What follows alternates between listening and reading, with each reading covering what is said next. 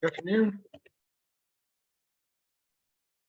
Oh, before we start, I was reviewing the agenda and looking at the calendar for next month. The agenda says our meeting's on June 21st, but I think the invites we have on our calendars are showing for June 28th. So just wanted to raise that. We may want to sort that while we're all together. Very good point.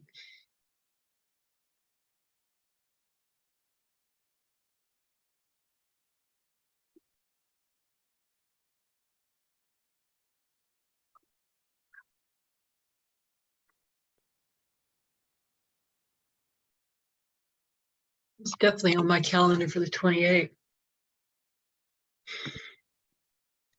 Yeah, there was something happened this month too, where I think a number of us had it on had invites for last week and for this week. So Well, I know something went out about changing the date of this month's meeting, and apparently everyone didn't get that. But yeah. Colin here. I don't think Colin is here yet, but it should. Oh, he is here. He is here actually. Yeah, but we are supposed to meet June 28th. It might have been just an oversight on the agenda, so I can correct that for the one that's officially sent to the clerk's office. And I'll make sure to mention it at the end too, if we have time to do announcements, the correct date. Awesome. Well, it is 3 o'clock. I will go ahead and call the meeting to order, but we know we have people coming in. So I'd like to welcome everybody to our HSAC meeting for today, Wednesday, May 24th, 2023. I'll start as usual by reading our goals. And the interesting thing about today is we're going to be talking about our goals a lot more than we normally do. Talk about that in a little bit later. But our goals are to finish the job of ending chronic homelessness, prevent and end veterans homelessness, prevent and end homelessness for families, youth, and children, and set a path to ending all types of homelessness. And I'm assuming that we do not have a quorum yet. Not yet, but I will definitely let you know as soon as we meet it. I know you will, and I appreciate that. Melissa's awesome. We appreciate everything that you do. We are going to have a special kind of meeting today, but we're not ready to start that yet. The first thing that is on the agenda is public comments, but we don't have any of those today, so we can skip by that. The next thing would be approval of minutes, but we don't have a quorum, so we can't talk about that yet. But I did want to ask, does everyone get the minutes, and have you at least had a chance to look them over to see if there are any corrections? If not, now's your time. Pull them up, check them out, and you'll have time to look at them a little bit before we go to vote on whether or not to approve them. I don't see Charita here either, so that would be the next thing on our agenda.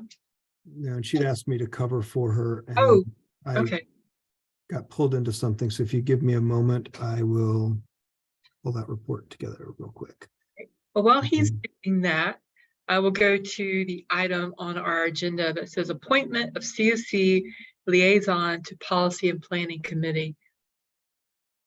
Danielle Butler has been appointed to the Policy and Planning Committee as a COC liaison. This is just for information, so it's nothing that you have to approve. This is an appointed position that the executive committee was able to do. So we appreciate her. We appreciate Danielle's service and looking forward to having her on the Policy and Planning Committee. One moment here. Just let me know when you're ready. You gotta apologize It's okay. for this last minute request, and I was trying to do that, got asked to do something else. So Policy and Planning Committee, in March, we looked at our data quality standards to get those approved. That came over from the Performance Management Committee, but wanted to make sure Policy and Planning was on board. We also did a final review of the home ARP allocation plan before it was submitted to HUD. Side note, HUD did accept that plan, so that is good news. And then we discussed a plan for updating policies and procedures and forms to include handling email votes for, run-of-the-mill forms that there really isn't anything to discuss on them, to ensure that we can complete our HUD ESG findings monitoring cleanup. So we did have that. That was kind of the March meeting. And our April meeting, we went over the Colleen Herbert went over the gaps analysis. Russ Pierce shared with the group about the possibility of purchasing Carver Creek, which is moving rapidly at this point. And we had a discussion with Volunteers of America about possibly closing the Gilbert Street location when the lease expires, as that location is not utilized very often. Since the pandemic and even pre-pandemic, generally the last 30 days was reported in May, 3 people went to Gilbert Street location. So we're spending a good amount of money renting space. And Volunteers of America thought that renting space for 3 people a month could be better used for something else, for direct services. And the committee agreed with that assessment. We did talk about prioritization in May for using ESG state funds, and agreed that those state funds would be shifted to a 50-50 mix and prioritized for street outreach with a priority for homeless families and rapid rehousing for homeless families. And we just started talking about a little bit about white flag planning and the needs to continue that, and a little discussion on rapid rehousing prioritization. That's what we had. Thank you, Colin. We appreciate that. Does anyone have questions for Colin?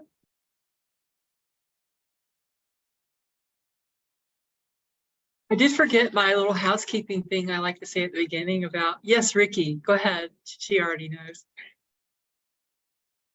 Go ahead, Ricky. Oh, thank you. Colin, what was the basis for the prioritization for families for state ESG?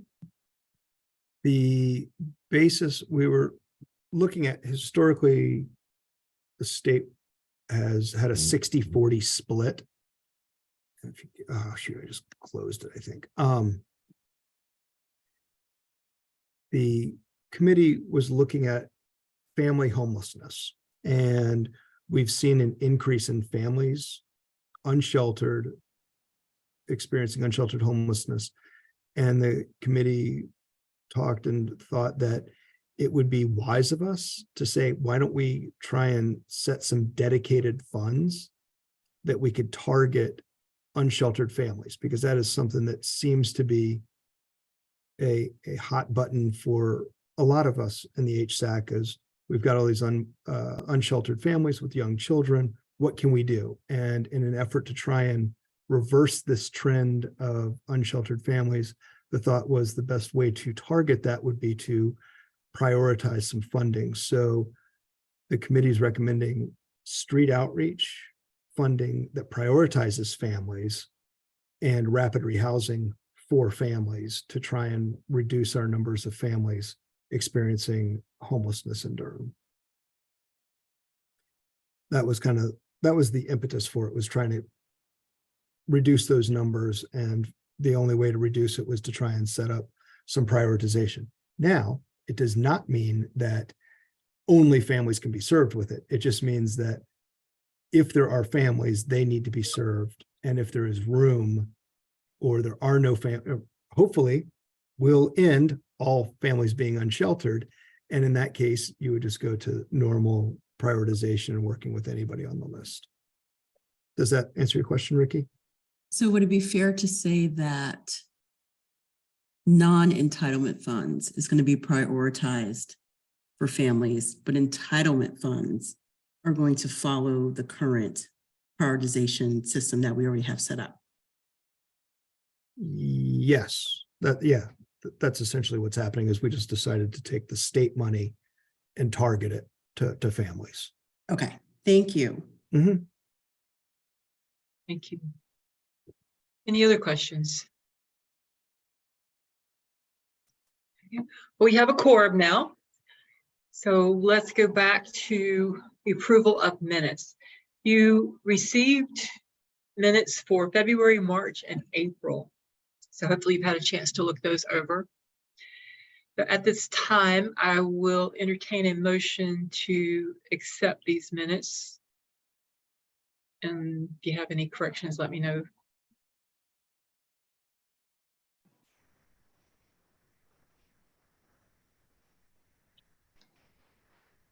I'll make a motion to accept the minutes. Thank you, Angela. Do we have a second? This is Eliza. I'll second. Thank you, Eliza. You put your vote in the chat. Yes to approve, no to reject, and abstain if you must.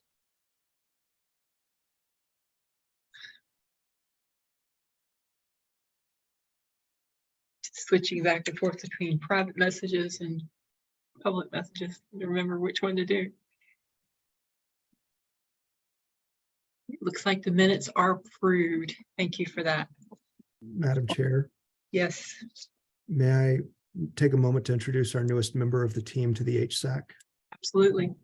I don't think Jeffrey had started at our last HSAC meeting, but wanted to introduce you all to Jeff Rawlings. He is the newest member of our homeless team. There he is. Jeff is joining us, has a ton of experience working in balance of state, running rapid rehousing, shelters, coordinated entry.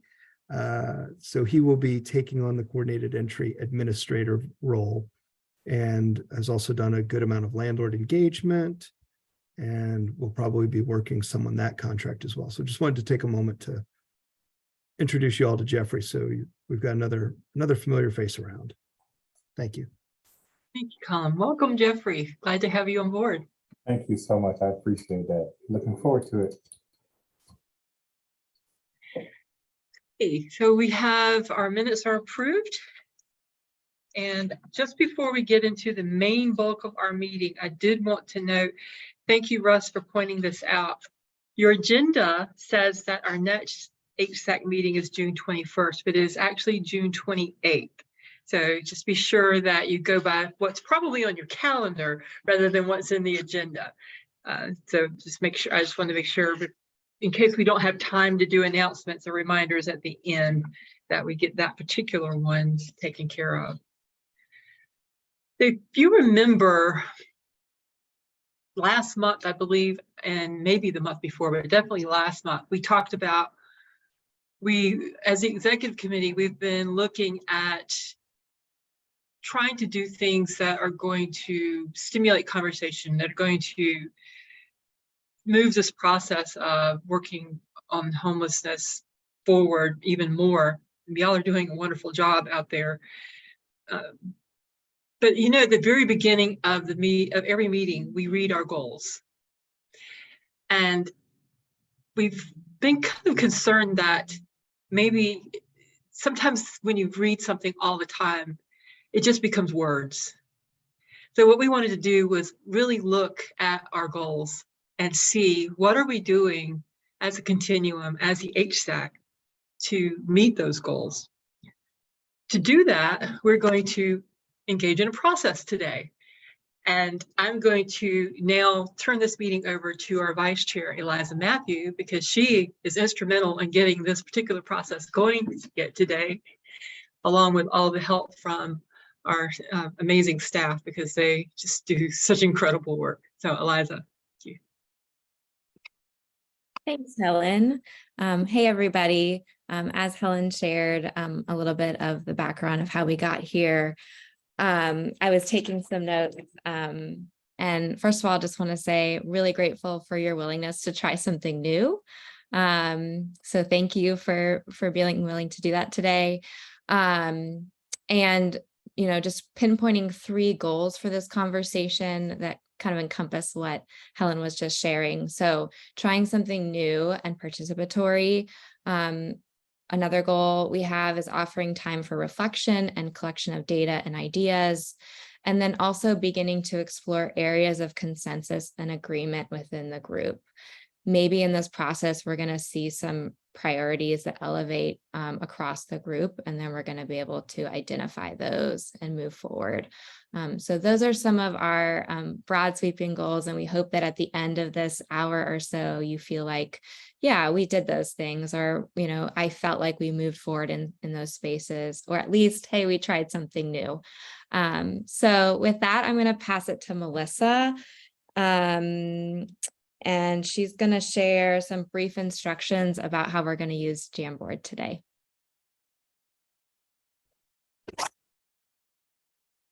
Thank you.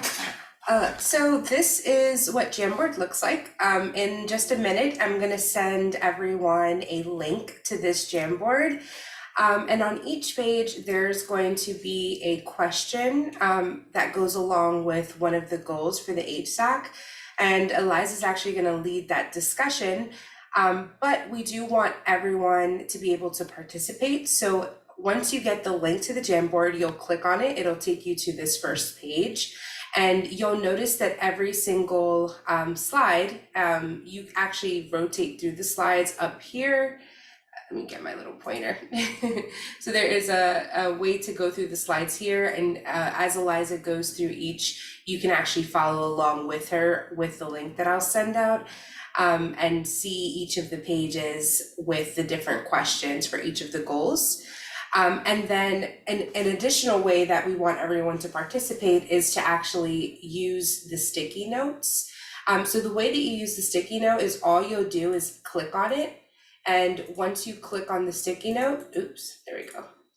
Oop, that's not supposed to do that. Give me 1 second. There we go. All right, so once you click on the sticky note, you'll be able to type in whatever it is, whatever your answer to the question on the board is, you'll be able to write your answer. I only ask that if you do see that someone is already writing on a sticky note, that you select another one so that we're not writing on the same sticky notes. I will be working in the background to add more if we're running out of space.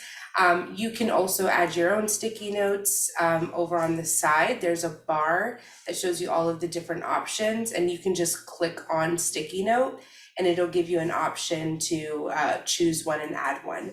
However, the easiest way to do this would just be to click on the sticky notes that are available to you on the Jamboard once you have access to it. Also, along with that, we may be asking people to share their thoughts on some of the questions. And we're asking that if you do want to share vocally, that you raise your hand in Zoom. So at the bottom of the Zoom meeting, there's a reactions button that you can click on, and it'll allow you to raise your hand. And that'll be the best way to help us facilitate this discussion, because we'll have a lot of questions to go through, and we want to make sure that we are staying on time. Are there any questions about the Jamboard specifically?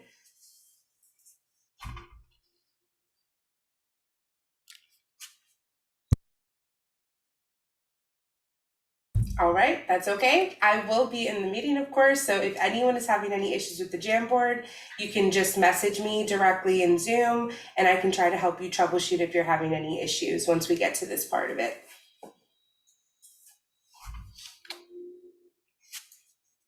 Thanks, Melissa. And I wanted to check in on one thing. I was hoping that we would share screen while people were populating the sticky notes.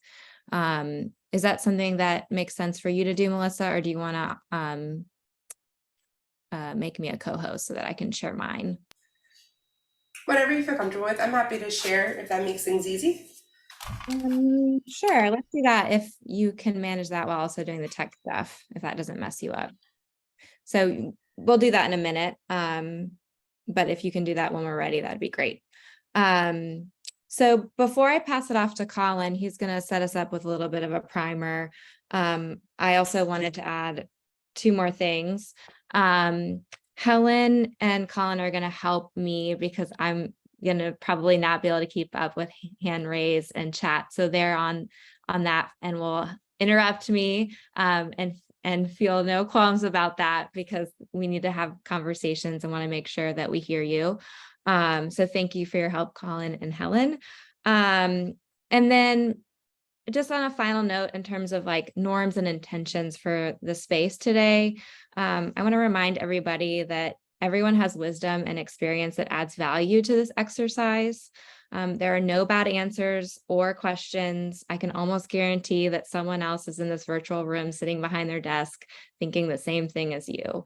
And so a part of this is just realizing that we're more connected, even though we've been virtual and we're separated in ways that we do have connection points. And your voice matters.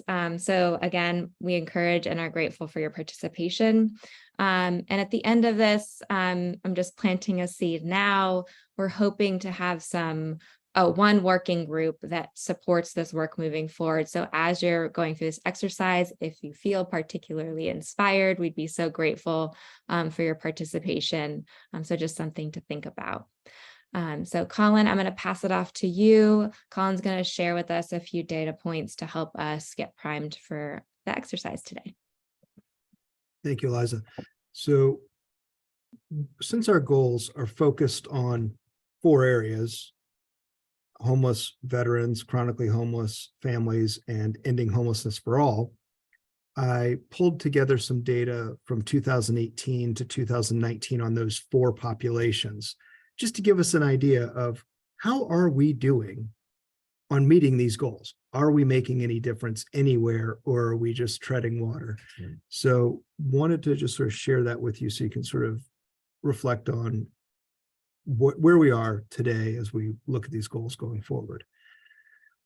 This data is from our point in time count going back from 2018. And you can see in 2018 was our low level of 338 persons experiencing homelessness on the night of the pit. And our high water mark was in 2022 with 400. Oops, sorry. Sorry, I thought I had hit the share screen, but obviously I didn't. There we go. Let's try this. Now you Go back here, go right there and there. Okay. So this is our total number of people experiencing homelessness in Durham, according to our point in time count, going back to 2018, which was when we had 338 persons experiencing homelessness, and our high water mark of 459 in 2022. We did see a drop in that in this current point in time count, down to 375.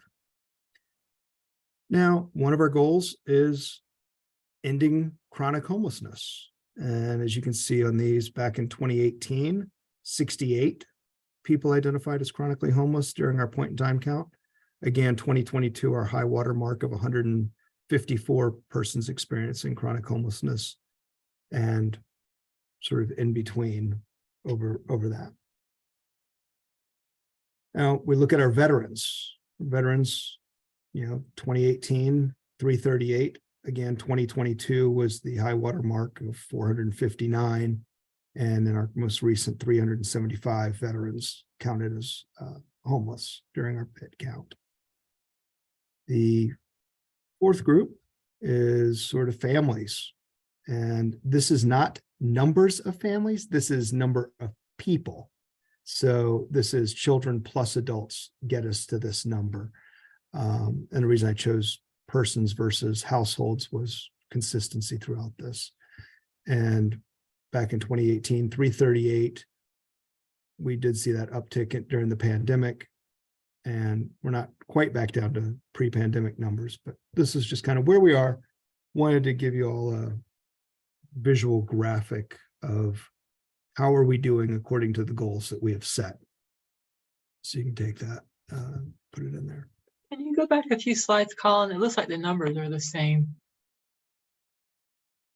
Hang on one moment, which slide? No, that's okay. That's people experiencing This homelessness. is total number of people experiencing homelessness. We go forward. Mhm. Hang on. So I pulled this, and Okay. maybe when I made this, there could be an error somewhere, but I pulled everything out of the, Because families look like they had the same number as the total people. yeah, 375.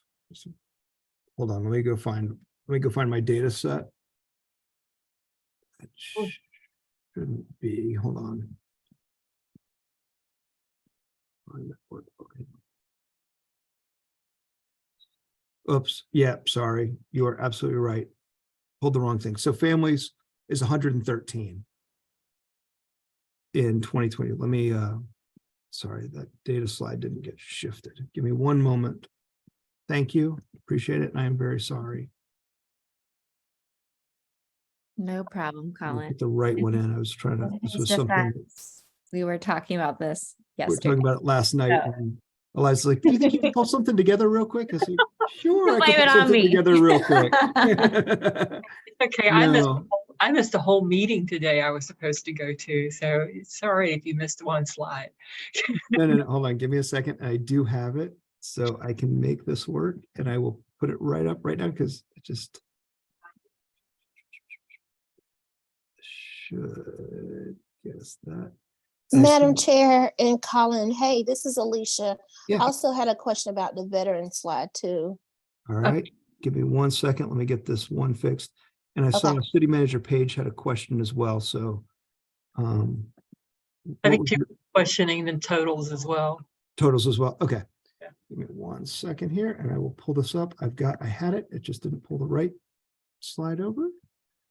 And magic of technology and having the data at your fingertips. Here we go. Families experiencing homelessness. Okay. 92 persons down to 13, 100, 130, the high water mark, and 113. Alicia said she had a question about veterans. Yes, ma'am. That one, Same number, same slide. Yeah. no, I pulled that. Hold on. Yep, for some reason that didn't get pulled over. All right, let me fix that as well. That's okay. That's why I don't do math in public. No worries. I have it all here. Trying to do too many things and ooh, veterans. Oh. Sure.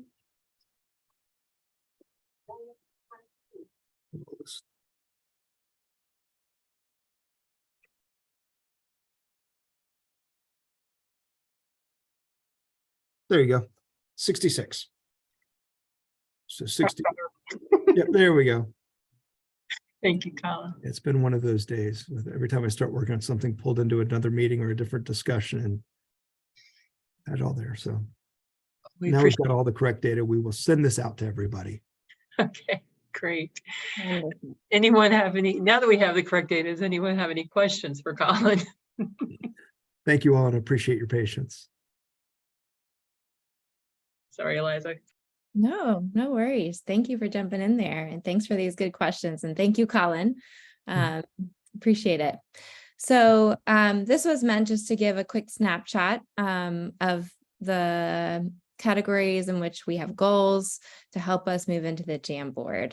So hopefully that got your wheels turning a bit, and we're going to move into the Jamboard. So if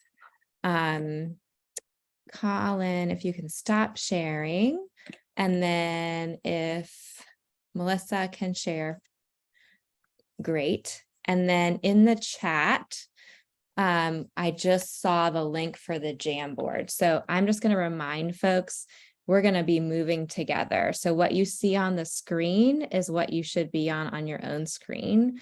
And then as you type in the answers, they will populate into the shared screen. So I can see folks in the shared screen dropping in.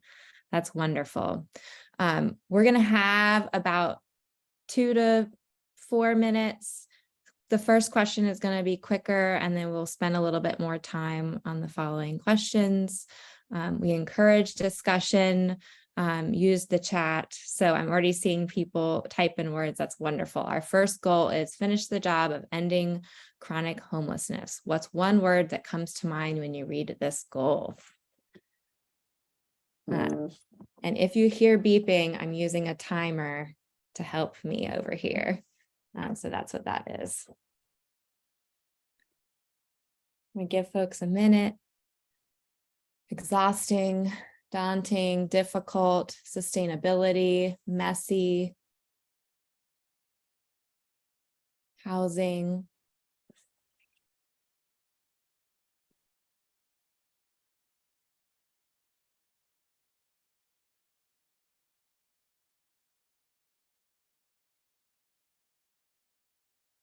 Oh, Melissa, if you've got to create them, is that causing an issue for you?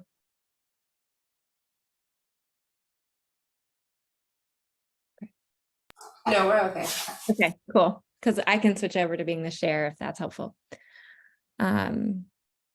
Workforce development, moving targets.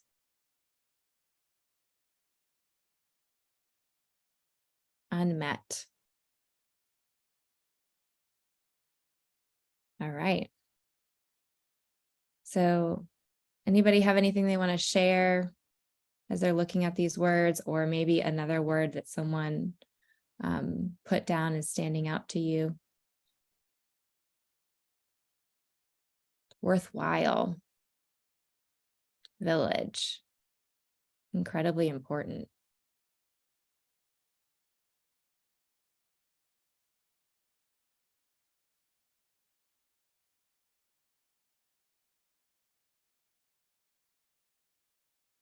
Low inventory.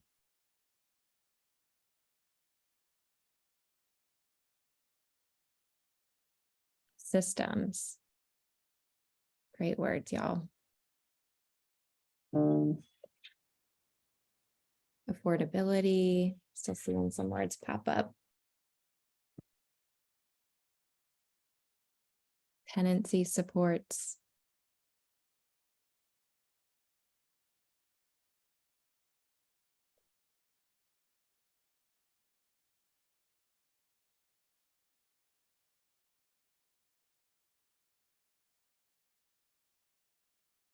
Angela, I'm seeing your note. If you want to put what you would like on the note in the chat, someone could copy and paste it for you and put it into the Jamboard if that works for you.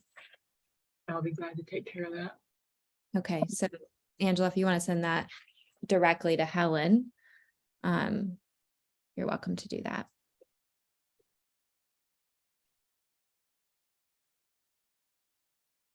All right, anybody want to share one thing before we move on?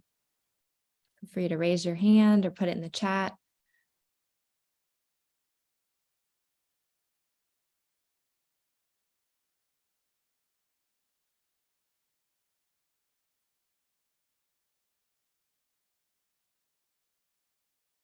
Seeing clapping hands from Jeff. Great. Okay, let's take these words and move into the next slide and think about them as we answer. Oh, I see hand raised. Yes, Jeff. I didn't exactly mean to clap. I hit the wrong one. Oh, okay. I was like, oh, clapping hands. Clapping is great. Clapping is great as well. I like the words that are up there. I added two.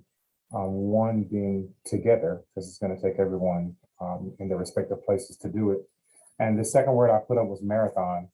If we think of this as a sprint, then you'll do what a sprinter does, and you'll get tired in the long haul. By this being a marathon, we have to be prepared for fits and starts, and for things to not move the way we plan, to be able to reset, to be able to take off your shoes and put on another pair of shoes because those aren't quite working at what you're doing. And if we keep that approach and remember that it's not about that particular failure or success, but the fact that it's a marathon, and that although there's always going to be people coming into the system, I see some words up here that are kind of long-term, part of the marathon, like affordable housing. It's not gonna happen right away, but with looking at what we have right now and where we are on the course, if you're looking at affordable housing, it's on the other side of the field. We have to get around there to it first. But if we look at what we have already, we do have some tools in place already, some shared housing, some other options that we could press and that we could push a little harder and kind of sell a little more, quantify expectations of households who are looking at housing now. So again, I like what I see, but those two things were the things that it said one word, so I'm like, let me do two Yeah. things at once, so I only get one word. But I think those two things from a provider standpoint are going to be important. That we stay together and that we remember it's a marathon. Wonderful. Thank you for sharing, Jeff. And you've set such a good segue into the next question. So Melissa, if you could move us forward. Thank you. So still on goal 1, finish the job of ending chronic homelessness. How are we achieving this? What are our successes?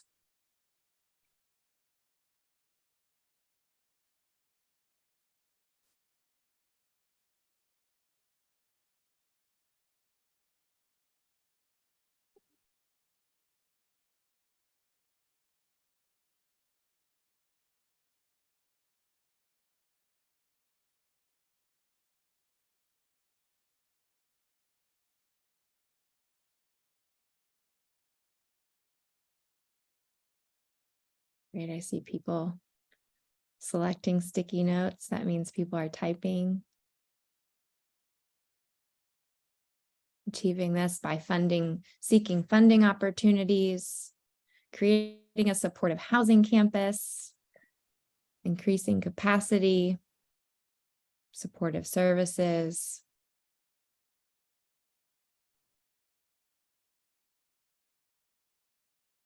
establishing higher goals for new development.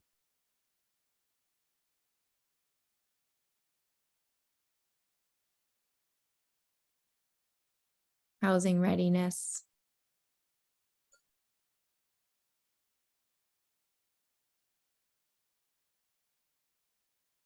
If you're somebody that has already typed and you want to share with the group, please feel free to do that as people are still typing. Just raise your hand.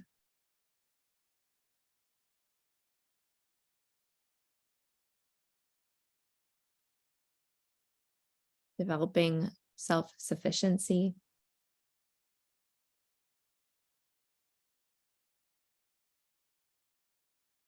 Street outreach.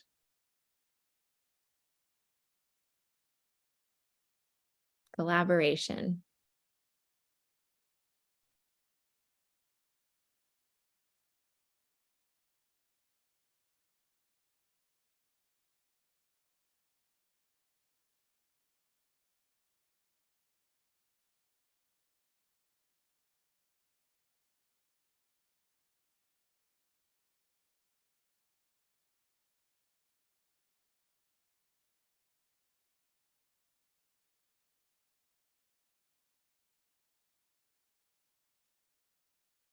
I think we do have a hand raised. Jeff, are you raising your hand again, or is it still up from before? Okay. Thanks, Melissa.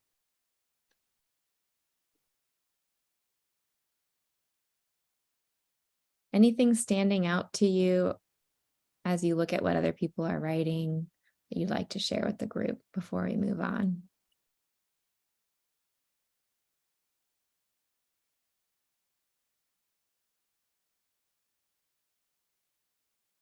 Yes, Ricky. So someone put on the sticky housing readiness, and I wanted to know what they meant by that. Great question. Is the person that wrote housing readiness willing to share what they meant or add to the sticky note?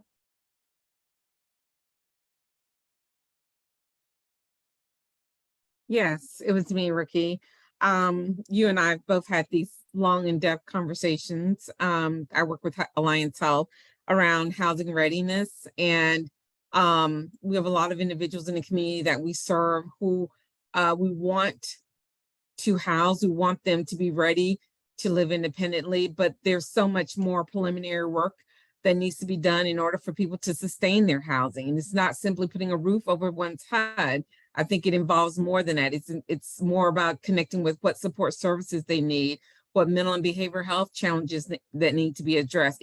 It's more complex than just putting someone within brick and mortar and calling it a place to live, because we serve so many people who we put in housing and they do not sustain their housing because of a lack of those things. In addition to a lack of family support, natural supports, a willingness to admit they need help and ask for help. So I think it's just more complex. And I think we need to continue to have that conversation about housing readiness, because it's going to continue to be a part of the process in helping people to not only this community in homelessness, but to help sustain people once they're in housing. Thank you, Tracy. Great question, Ricky. It's exciting to see all of these ways in which we are achieving this, and to have that populated from this group of many of you who are on the ground doing the work. I am not one of those individuals, so it's really exciting for me to see this being built by you all and put in front of us to look at together. We're going to move on to the next slide. Same goal, finish the job of ending chronic homelessness. What can we improve on?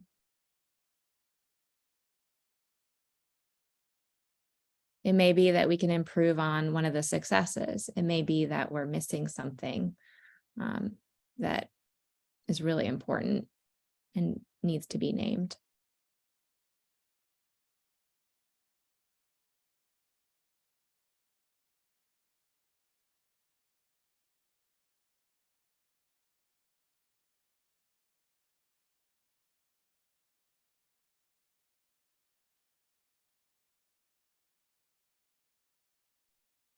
Hi, Sharita.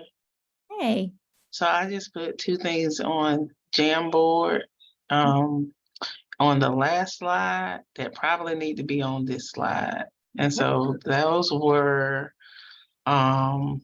equipped and trained supportive services staff, and a true understanding of the lack of community resources for the chronically homeless, so that we know what we're getting into when we say supportive services, because there are a lot of things that is not out here for this population of people to help them be successful. Okay, thank you. And if you are able, you can copy and paste. So go back to the last slide, copy and paste, and bring them to this slide. And if you're not able to do that, let us know so that we can go back and make sure that those get moved.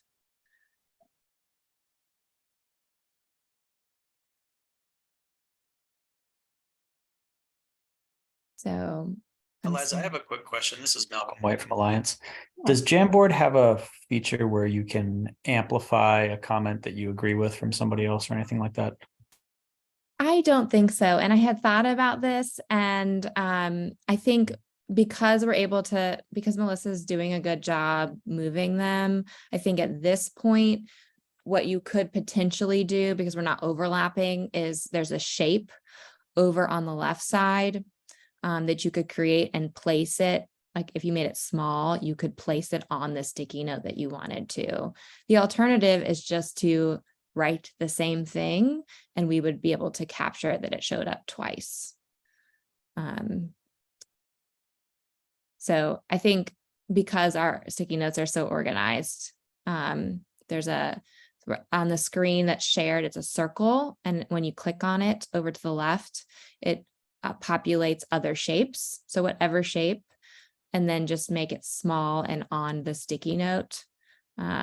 So once it's created, Melissa is showing, you can then make it smaller.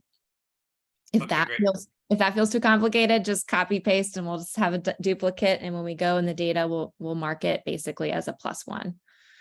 Okay, thanks. Great question. So I'm seeing we need to improve on collaboration, patience for those who are not ready, prioritizing resources for transition aged youth, more landlords to accept vouchers.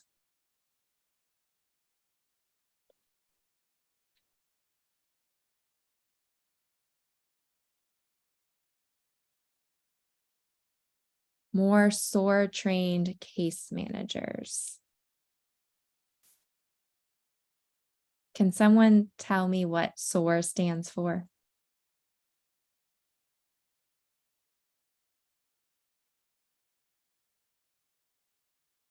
Without getting the acronym entirely correct, it's people who are trained to help people win disability cases.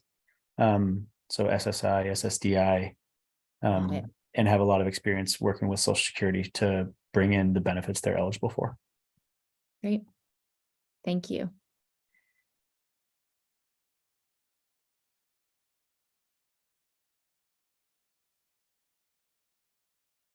All right.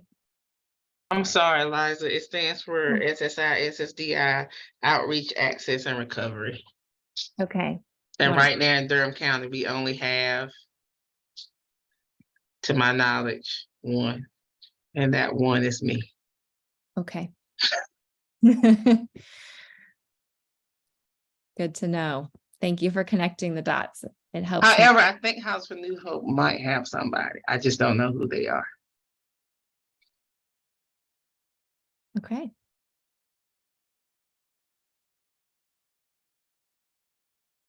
All right, y'all, let's keep it moving. So let's move to the next slide, unless anyone else wants to elevate something that's resonating with them. Okay. Last question for goal 1. Some folks are already ahead of me. What questions do we still have? What questions do we have?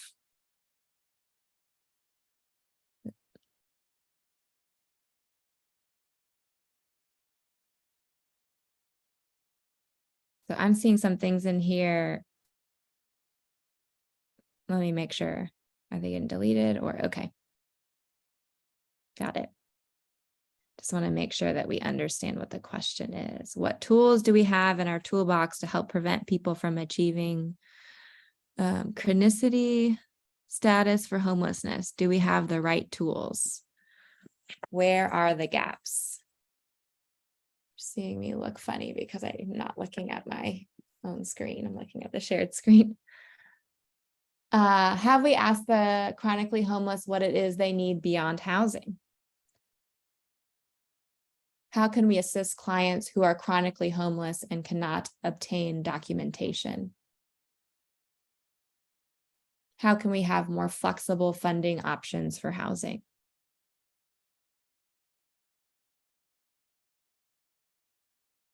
There's some good questions.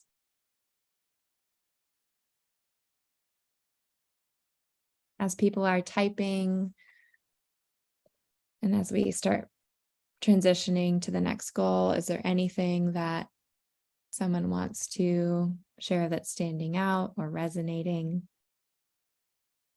Or a theme that you've noticed across all 4 of these questions?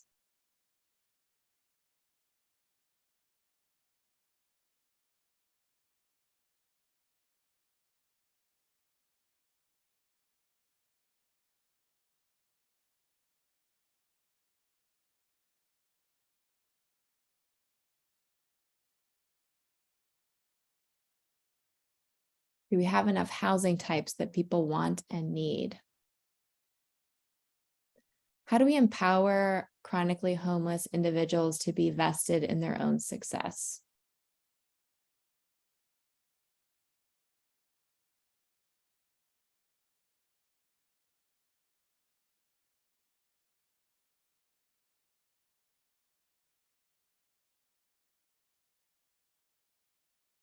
Right.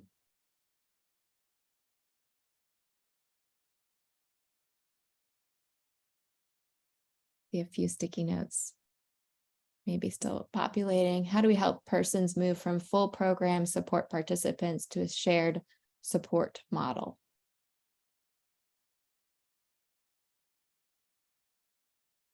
Where can we create more healthy communities for people?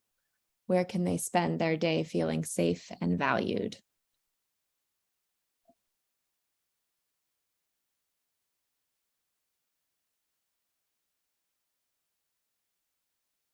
All right, let's move on to goal 2. All right, goal 2, prevent and end veterans homelessness.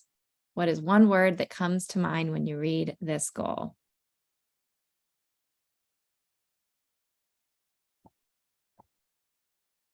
That's a good question. Did Durham win an award for achieving this already? Colin, would you like to speak to that? Are you able to speak to that while people are populating their words? Sure, that was I have a banner here in my office somewhere. It's we officially ended veterans homelessness, not meaning that there are no veterans experiencing homelessness, but there's a system in place that when veterans show up as homeless, they are immediately attended to, and there's a process to get them connected. And currently, we do meet twice a month to talk about veterans on a by name list and ensuring that any veteran who calls entry point almost immediately receives a referral to VOA's SSVF program and to the VA or over to Jonathan's team over at the county to ensure that we get them connected to appropriate resources if they're not already connected. So there's sort of a system and a plan in place on the ending veteran homelessness. That's what that means. And that was awarded, I think, in 2017 or 18, if I remember correctly.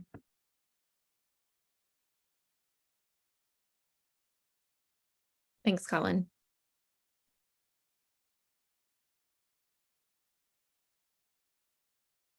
I'm not sure if the person that put that question wants to change that or had a follow-up thought that they wanted to share. So Eliza, it was me. Great. When I saw the question, I was like, I think we did this. Didn't we do this? And I was thinking about the plaque that hangs in the community development office. So that was my question. I think that was around functional zero. Is that what it was around? Meaning that we could as folks came out, we had the ability to help route them back into housing at a equal ratio. Is that what that was, Colin? You're correct. That's Okay. essentially what it is you get to this. Yep. And it was, and I looked at the banner. I'll see if I can share it with you. It's 2016 is when that was awarded. Great. So, Yeah, I too remember that. And at that time, I think I just saw it in the news. So I think, I think for me, something that comes up is, what does the regular person on the street that may have been here during that time think? Did we solve it? We don't have to worry about it anymore. Does that mean that we as HTAC could have some responsibility in elevating, well, yes, we did this, but there's still opportunities and needs to be met.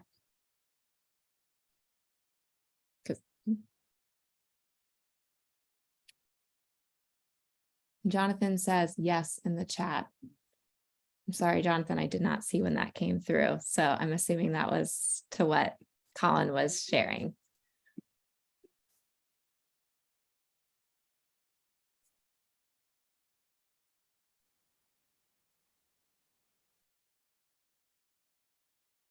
Necessary, seeing possible, trauma.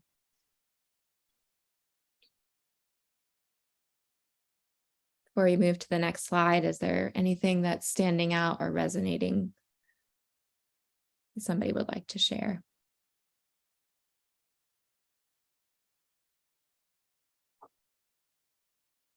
All right, let's move on.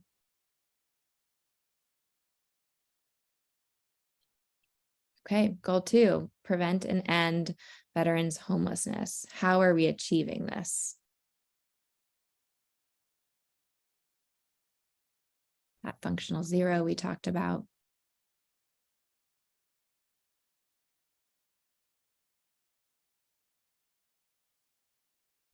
SSVF programs. The VA is doing good work.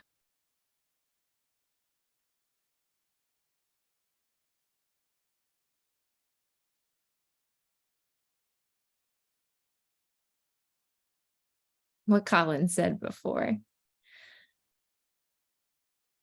Helping veterans access VA disability benefits.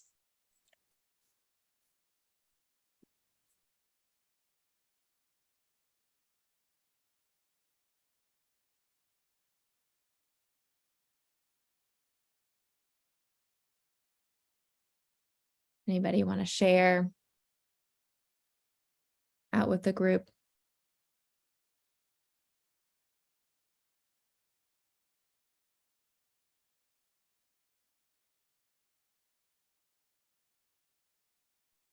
Hey, this is Alicia from the VA. I wasn't able to get back into the post-it note feature.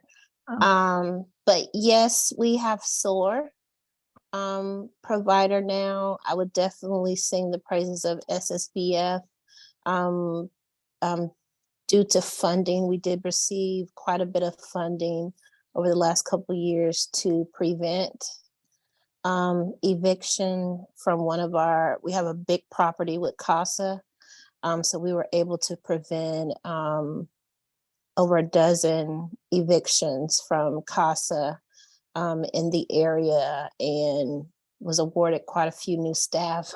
Some folks haven't seen me in a couple months. I've had a boom in staffing at the VA. So we will soon be up to 40 FTE of homeless program providers under the VA. So definitely some funding streams, and SSVF has received additional staffing. They have housing navigators now and working on some landlord incentives. That's really exciting. Thank you for sharing. I'm sorry the link is not working for you. If you're not able to do that, if it doesn't come through, it's possible to send to Helen, or at the end of this, we'll also send out a survey in which people can add more. And so that might be another possibility that could work well. And I was trying to type in some of the things that she was saying as she was talking. Thank you. And it's probably user error. I'm on a cell phone. Thank you, Helen. Oh, yeah. I was not thinking about cell phones.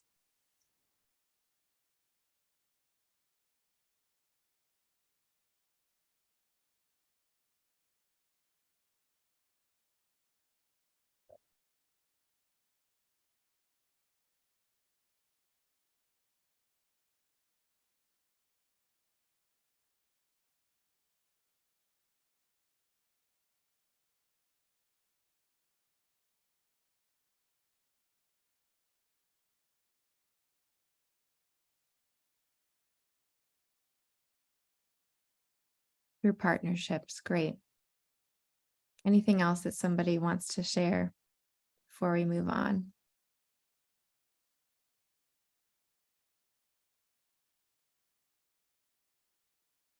All right. So this one was our, how are we achieving this? What are we doing well? Now we're moving into what can we improve on?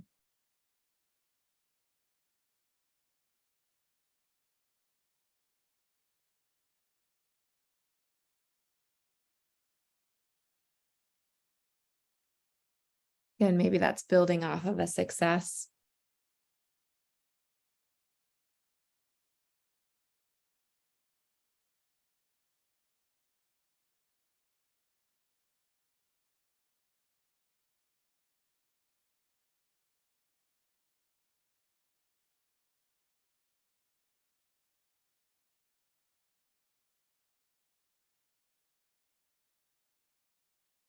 I see. How does discharge status affect ability to access support from the VA?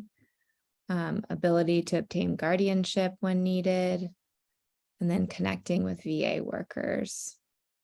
Maybe whoever wrote that one can add a little bit more. So who should be connecting with VA workers?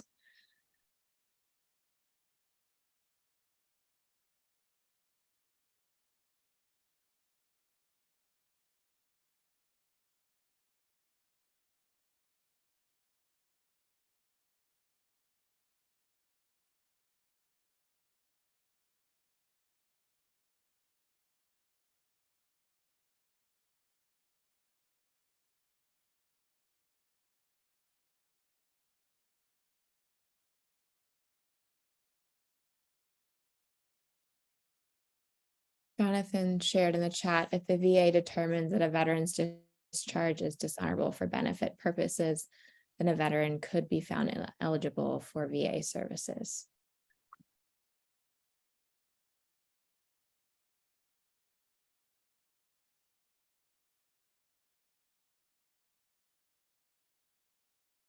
I see. He was answering the question on the Jamboard. How does discharge status affect ability to access support from the VA? Thanks, Jonathan. I need the extra context. My brain's in too many places.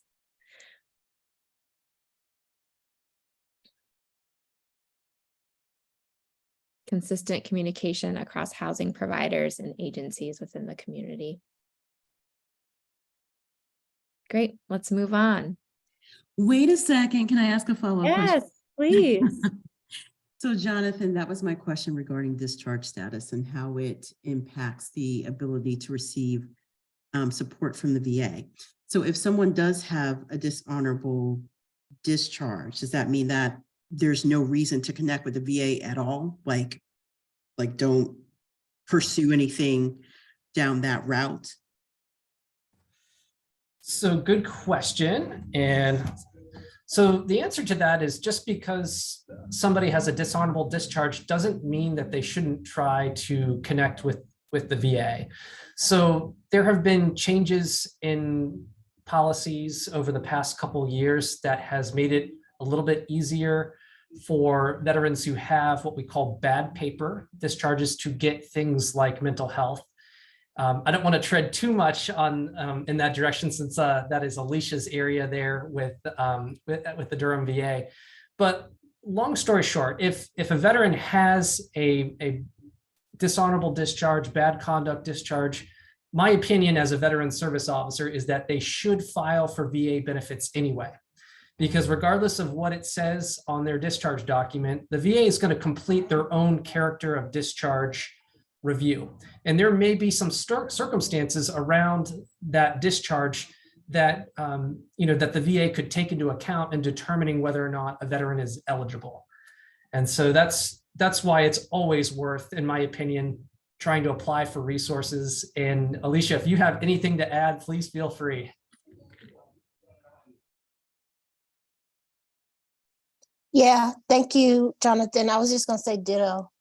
Yeah, please don't hesitate to refer. Some veterans, they're working on a notion from one DD 214 for one branch, and then they have another branch that they have served. So sometimes we can do a little bit of digging and get some things out of the archives. And there are some exceptions related to military sexual trauma at times that we can work around some eligibility.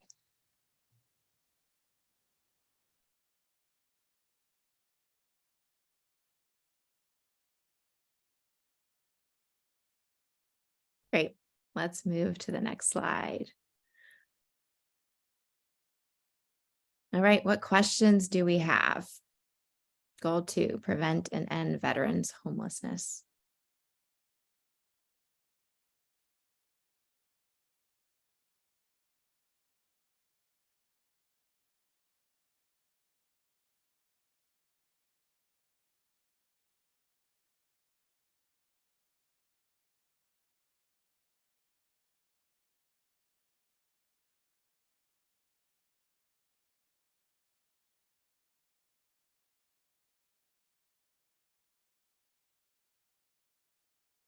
Hey, I'm not seeing anything get populated. So it sounds like There's no remaining questions. Oh, what's the best way to connect someone to services? Great question. I'm getting a time reminder, so we're gonna speed it up a little bit here for the next 15 minutes. Sharita asked if there's any difference between the sticky notes. That's a great question. No difference. I think they're just getting populated. Is that true, Melissa? Just to make sure, since I'm not populating. That's true. They're just random colors, same stickies. Okay. All right. So if you're typing your question, keep typing. We're going to move on to goal 3 and keep rolling. All right. What's one word that comes to mind when you read this goal? Goal 3, prevent and end homelessness for families, youth, and children.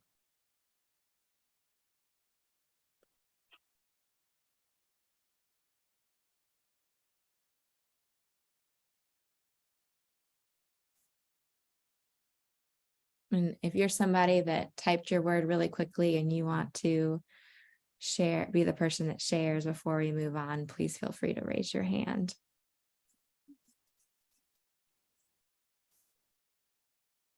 Underserved, priority a couple times, complicated, utmost importance, eviction prevention, functional 0, urgent. According to PIT numbers, family homelessness has decreased slightly. Is this due to diversion resources at entry point?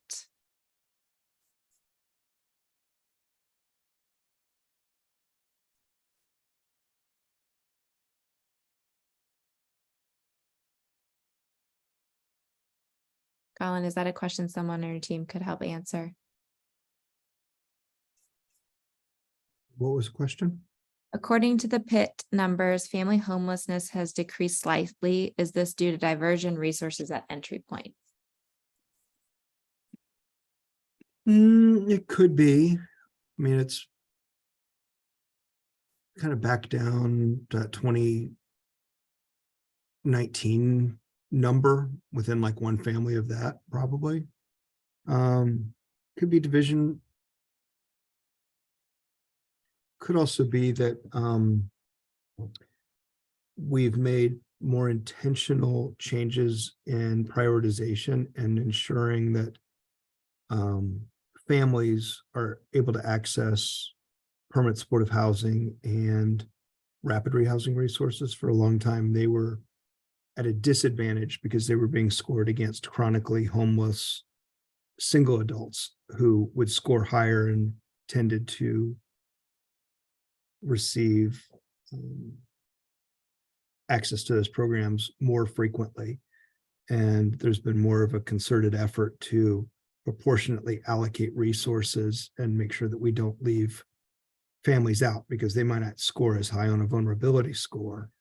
They still have needs that we need to be able to figure out how to ensure our resources are equitably distributed between single households and households with children.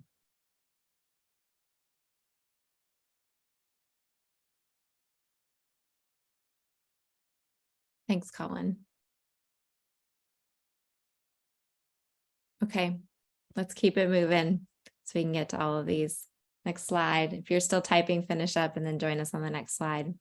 How are we achieving this? So a reminder, we're looking at what are our successes? What have been our successes? Prevent and end homelessness for families, youth, and children.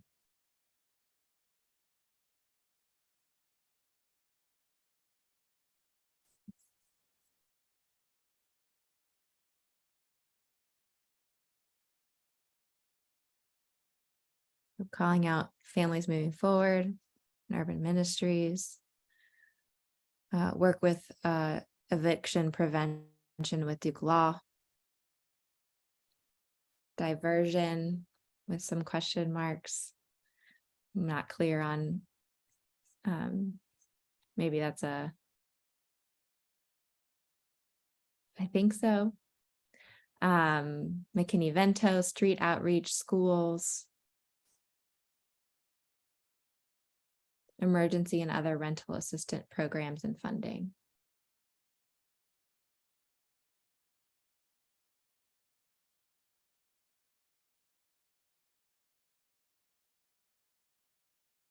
Housing for New Hope's rapid rehousing.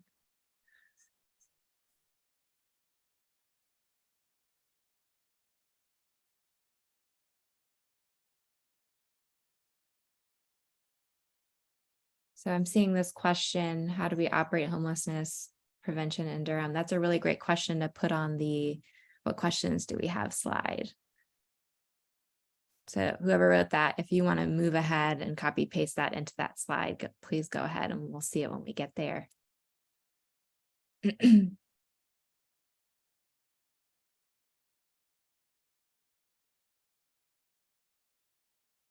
We, the system, care more.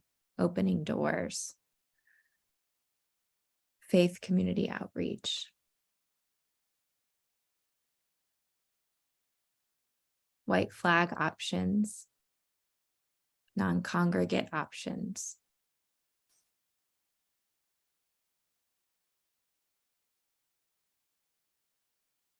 Okay, let's move to the next slide. What can we improve on? What can we build upon? It's been a success. What can we improve on?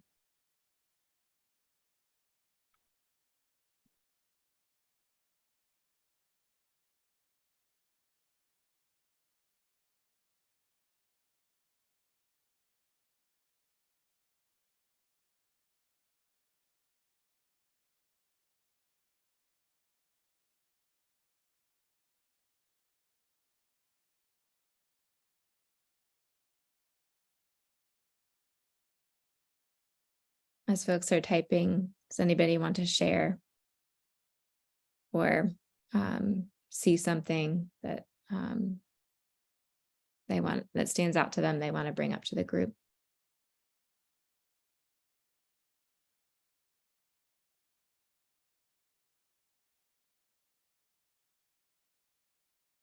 I'm seeing another question. What are our DV solutions right now? Let's move that. Whoever created that one, great question. Let's put it on the next slide.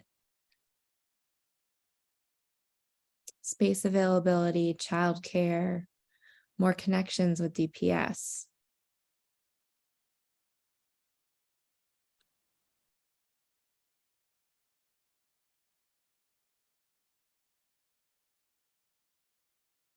Sufficient, safe, white flag options for families.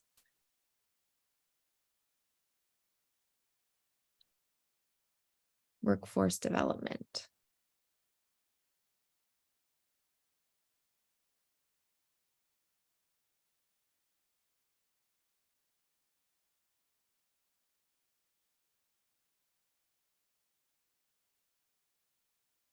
Okay, I'm seeing these questions. Let's make sure we move them to the next slide.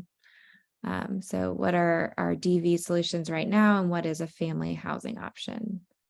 These are questions that we can include in our what questions do we have slide.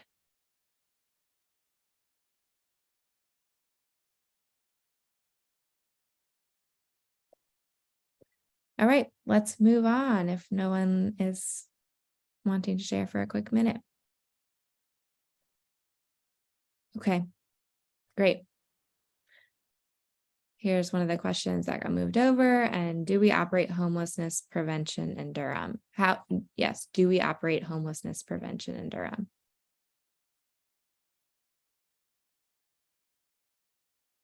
Is that a question you want answered now? No. And that's the answer as well. No, we don't have a homelessness prevention program. We Okay. did during using ESG COVID funds, but those are over now. Thanks, Colin.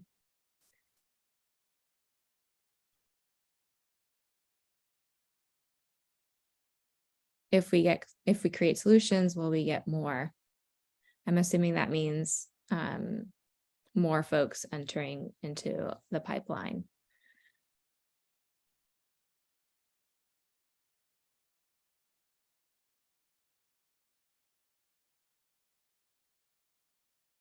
Can we form an alliance with DSS and DPS system to assist with identifying homeless families?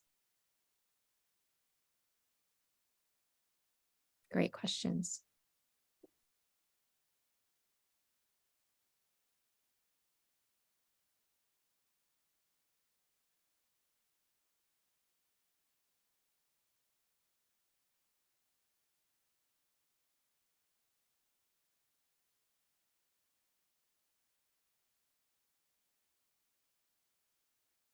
All right, we're going to stay on time, so let's keep moving. Last goal, much broader, all-encompassing. Set a path to ending all types of homelessness. What's one word that comes to mind when you read this goal?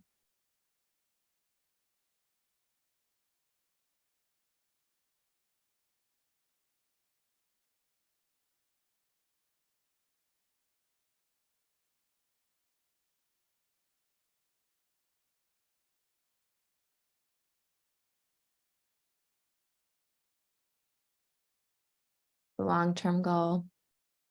Is it possible? Buildings, funding, collaboration.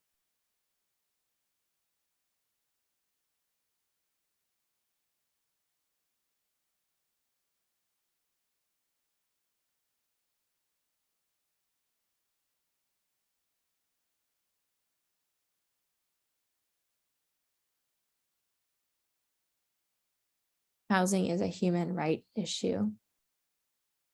Save and preserve existing affordable units. Plan. Balance.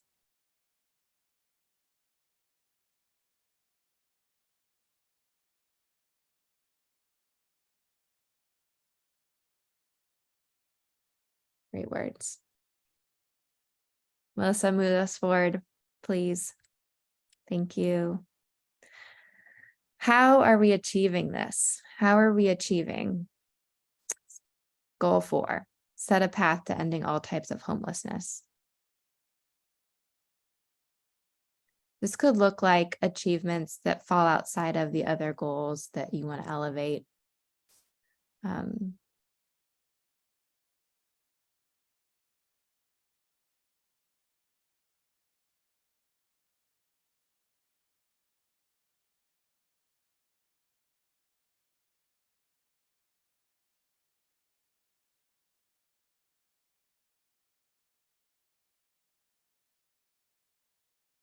Innovative ideas.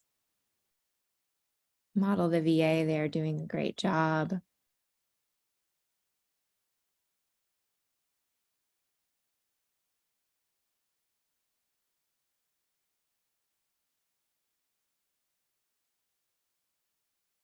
We're starting by asking these questions.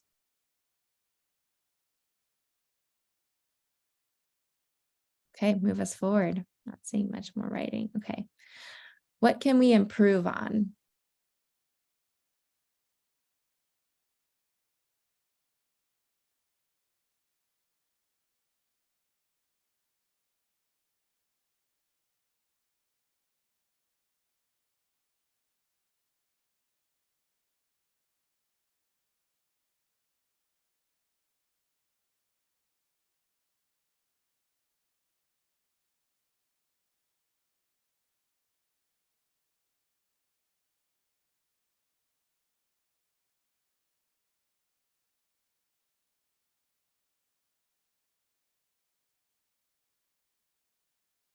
Right to shelter, more homelessness prevention services, planning, data sharing.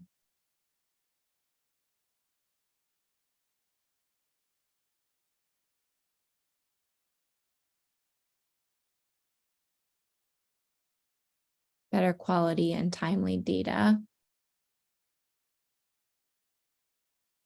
Easing the fear of staying in shelter. Units, units, units. You get it. Serving the familiar faces that intersect the health, justice, and homeless services systems.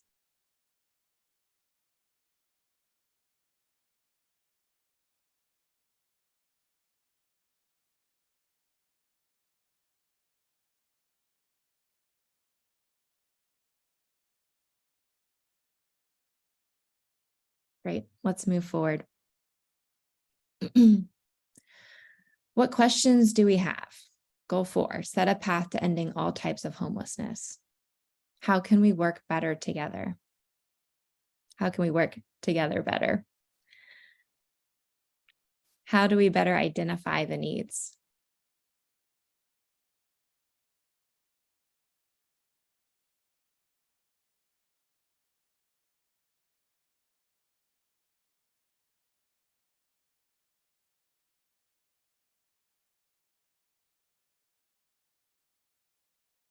Where are the gaps?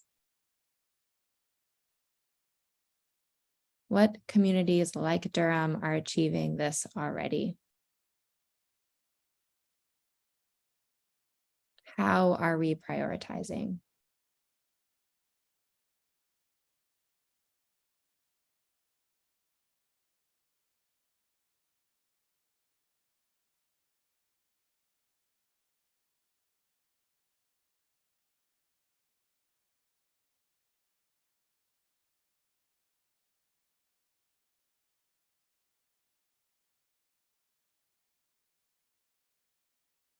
What have we learned that we can improve upon? Great question.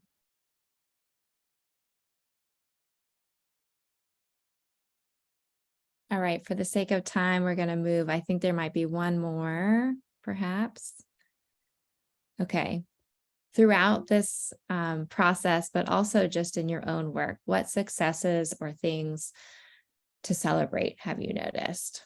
So let's end on a celebratory note. Piece to hold on to things that we've achieved that give us fuel to continue the work. Maybe something in your own work or something that you've noticed in a partner organization or something through HSAC. We can celebrate. So lower post-COVID PIT numbers, better awareness of available resources. And if anybody wants to share a success or a celebration out loud, please feel free to do so.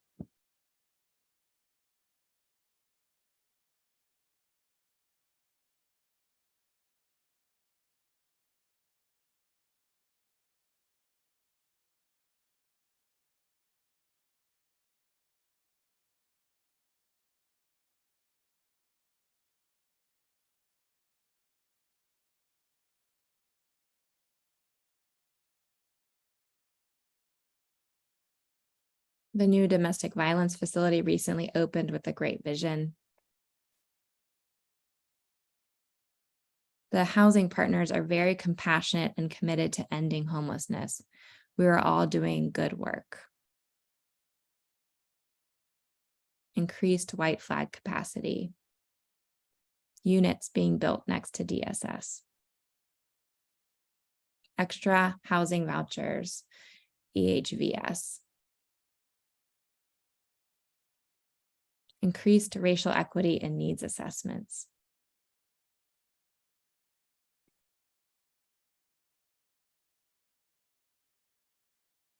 Greater awareness and action at the political front or political level, excuse me.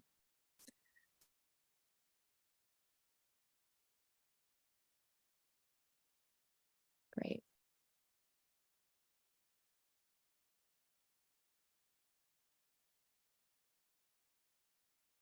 Well, as you all finish up typing, Melissa, you can stop share screen. Thank you so much. We really appreciate your participation. I taught first grade. I have no problem with silence. it means that, to me, it means y'all are working over there and typing, and I appreciate all the thoughts that were shared. I'm curious if anyone's seeing like a thread of insights beginning to emerge or something that's standing out here as we finish up at the end. Anybody wants to share something that emerged for them as they were engaging or observing in this process?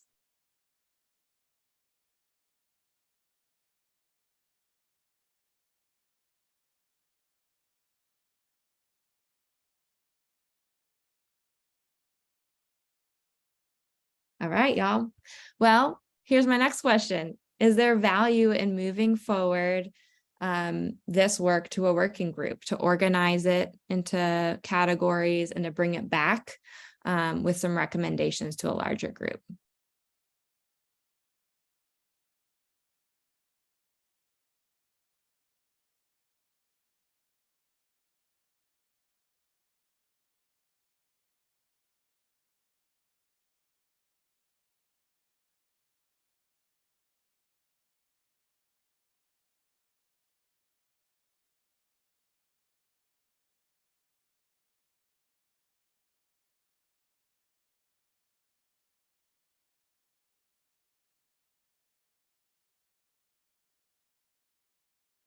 Don't everybody speak at once.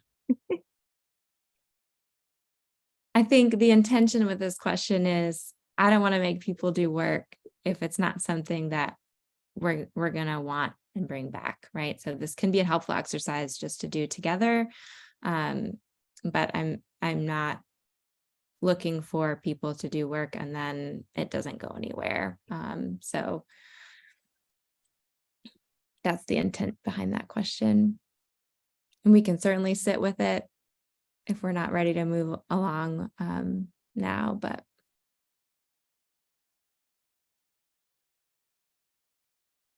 see Russ in the chat. Go ahead, Helen. Now, I see Russ says, yes, we need to create a broader strategic vision for our work beyond the current government funding streams. Eliza, you had shared that your hope of getting folks to work on synthesizing this data into some common themes or common needs was in an effort to try and get people more engaged in the process and try and provide greater transparency to how the goals and where we're going in the next year, if I recall what you shared with me correctly. Yeah, and to help us, I think some of these themes that emerge are going to help us maybe be more specific with sub goals or pieces that people are excited about working on. I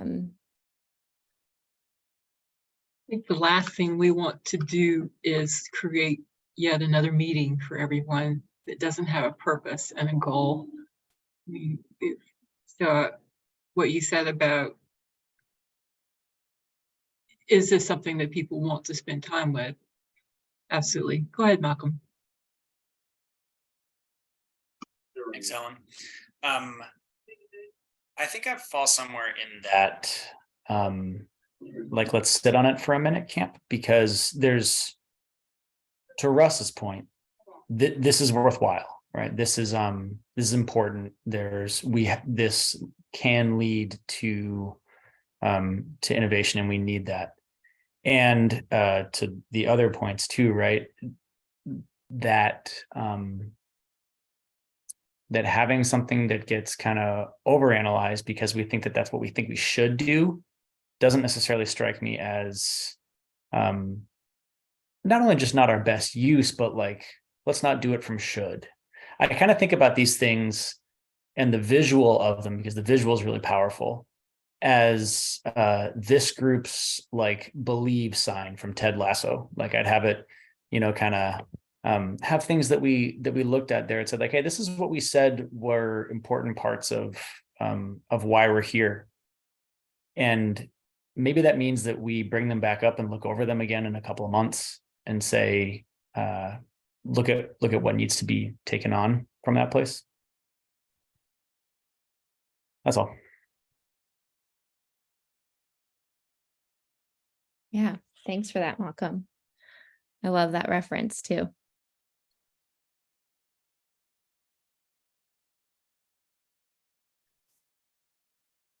Oops. I did not mean to like that. I was curious what that thumbs up was. Okay. All right. So it's sounding like this should come back to HSAC, to exec. That would be the next step, rather than trying to move it forward into a working group. Does that sound okay, Helen? Yes, I think that's a good plan. We can look at the information that we got today and see how we can recommend moving forward with that. Yeah. Right. I'm not hearing a consensus here right now. So I think we can just talk further about it in the next exec meeting since we're out of time for today. Sally, you have a question? Oh, just if it was to be a separate work group, would it be for ATEC members only or for anybody interested to participate? Colin, do you want to take that? Anybody who's interested. It's kind of, we did it during, we chose to do this during a full COC meeting so that we could get as many voices heard as possible. And the working group can be made up of anybody who wants to do it. If nobody signs up, it'll probably fall on, the homeless team and Eliza and the executive committee and maybe policy and planning once some of it gets filtered and sort of try to organize it as best we can.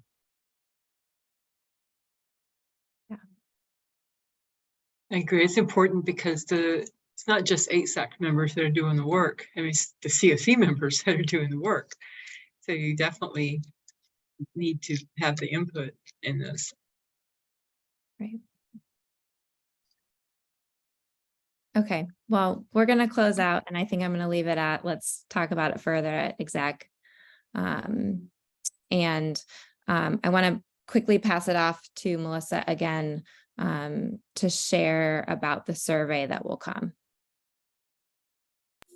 Thanks, Eliza. So yeah, very quickly, I'll be sending out a survey by the end of the week, which is basically just this similar to the questions that you've already seen and we've discussed today.